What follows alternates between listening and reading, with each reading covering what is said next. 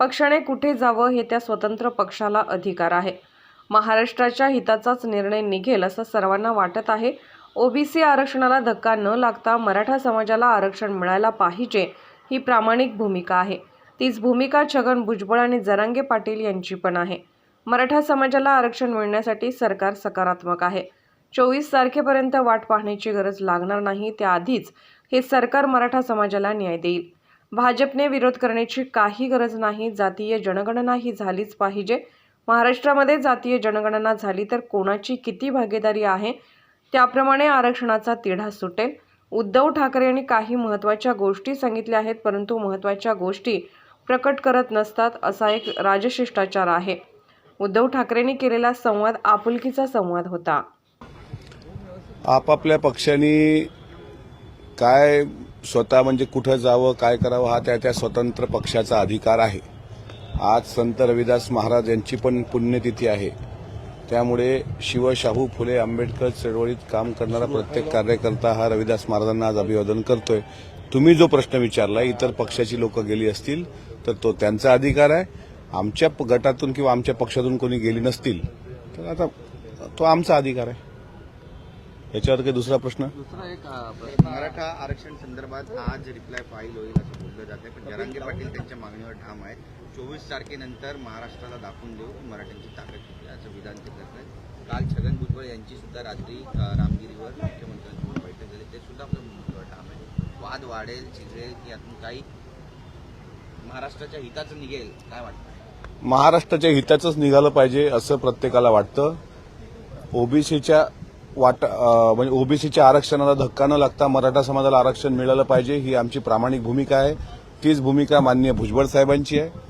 आणि जरांगे पाटलांचे म्हणणे आहे की मराठा समाजाला आरक्षण मिळावं. हे सरकार सकारात्मक आहे. 24 तारखेची वाट पाहण्याची कामच पडणार नाही.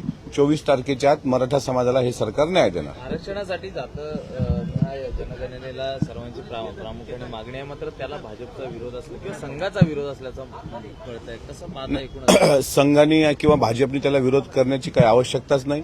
जातीनिहाय जनगणना झालीच पाहिजे. ती नेहरूंच्या काळात पण होत होती आणि नितीश कुमारांनी त्याची अंमलबजावणी केली. त्यामुळं महाराष्ट्रात जर जातीनिहाय जनगणना झाली तर कोणाचा म्हणजे कोणाची किती भागीदारी आहे त्या प्रमाणात त्या आरक्षणाचा तिढा सुटेल. म्हणून भाजपने विरोधासाठी विरोध करू नये. संघाने जातीनिहाय जनगणनेसाठी त्यांनी आम्हाला पाठबळ द्यावं एवढंच मी म्हणू शकतो. आपली आणि उद्धव ठाकरेंची काल भेट झाली होती विधानभवन परिसरामध्ये. नेमकं काय चर्चा झाली होती? चांगला प्रश्न विचारला. चांगला प्रश्न विचारला. उद्धव साहेब हे शेवटी महाराष्ट्राचे एक मोठे नेते आहेत, माजी मुख्यमंत्री आहेत, बाळासाहेबांचे ते चिरंजीव आहेत. त्यामुळे त्यांचा एक मान सन्मान आहेच. म्हणून त्यांना मी नमस्कार केला. त्यांनी काही महत्वाच्या गोष्टी सांगितल्या, पण ती गोष्ट मी महत्वाच्या गोष्टी प्रकट करत नसतात असा एक राजशिष्टाचार आहे. तुम्ही हा जरी प्रश्न विचारला असेल तरी उद्धव साहेबांनी माझ्याशी जो संवाद केला तो आपुलकीचा संवाद होता, तो वैयक्तिक संवाद होता. महायुतीत कसं राहावं याचा कानमंत्र त्यांनी दिलाय का? मी म्हणजे मंत्र स्वीकारणारा माणूस नाहीये. त्याच्यामुळे मंत्राचा कुठलाही असर माझ्यावर होत नाही. बॉडी स्ट्रक्चर बघितलं असता दोघांचा खूप गंभीर चर्चा दिसत होती. ते चर्चा होतीच ना.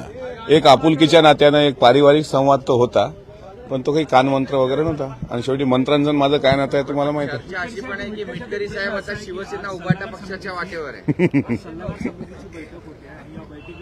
दिवस वाढावे अशी आपली सुद्धा मागणी होती विरोधकांप्रमाणे. दिवस जर अधिवेशनाचे वाढले नाही तर आपली भूमिका काय?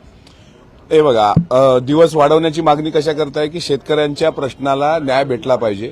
आज त्याचा काल वरच्या सभागृहामध्ये मुख्यमंत्र्यांनी शेतकऱ्यांसाठी काय काय भरीव मदत तरतूद केलेली आहे ते काल त्यांच्या भाषणात सांगितलं. आज आमच्या सभागृहात सुद्धा त्याची उत्तरं मिळतील. उत्तरं जर समाधानकारक मिळाले, शेतकऱ्याच्या कर्जमाफीचा लाभ शेतकऱ्यांना जर मिळाला, न्याय मिळाला, तर मग वरच्या पातळीवर ठरेल कामकाज सल्लागार समितीमध्ये. पण आरक्षणाचा कालावधी या सरकारने पूर्ण करावा अशी माझी मागणी आहे. त्या मागणीवर मी ठाम आहे. तुम्ही आता म्हणाले की सरकारने शेतकऱ्यांना मदत जी जाहीर केली, परंतु विरोधकांमध्ये राष्ट्रवादी काँग्रेसचे प्रदेशाध्यक्ष जयंत पाटील म्हणतात की फक्त घोषणा केल्या, मदत जी काहीच मिळाली नाही. आपणही विरोधात जयंत पाटील साहेब वरिष्ठ नेते आहेत. त्यांचं म्हणणं साहजिक आहे. सध्या ते विरोधी पक्षात आहेत. पण एक गोष्ट हेही आहे की जाहीर करणं आणि त्याची अंमलबजावणी होणं. कारण शेतकरी जाहीर प्रत्येक सरकार मदत करते, पण त्याची तात्काळ अंमलबजावणी झाली पाहिजे या मताशी दुमत असण्याचं कारण नाही. तुम्ही म्हटलात राजशिष्टाचार आहे, काही बोलायचं नसतं, सांगायचं नसतं. जे उद्धव ठाकरेंसोबत तुमचं म्हणजे एकंदरीत मन की बात झाली. पण काही तुम्हाला आमंत्रण आहे का उभाटा गटामध्ये येण्याचं? त्यांचं काही असं का आमंत्रण आहे का काही? मला माझा पक्ष आहे ना, राष्ट्रवादी काँग्रेस पक्ष आहे. आता परवा बावनकुळे साहेब उद्धव साहेबांना भेटले, मग याचा अर्थ काही बावनकुळे साहेबांना उद्धवजींनी उभाटा गटात बोलावलं असं नाही होत.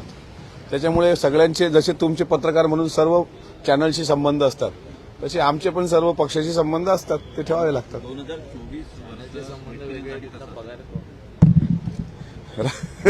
शेतकऱ्यांचा न्यू इयर रेझोल्युशन काय? म्हणजे न्यू इयर नवीन वर्षात काय संकल्प असेल? संकल्प काय? 2024चा संकल्प असेल की अजित अनंतराव पवार महाराष्ट्राचे मुख्यमंत्री असावेत आणि त्याकरता जे काही मेहनत करायचं काम पडेल ते राष्ट्रवादी काँग्रेस पक्ष करेल. चालवा.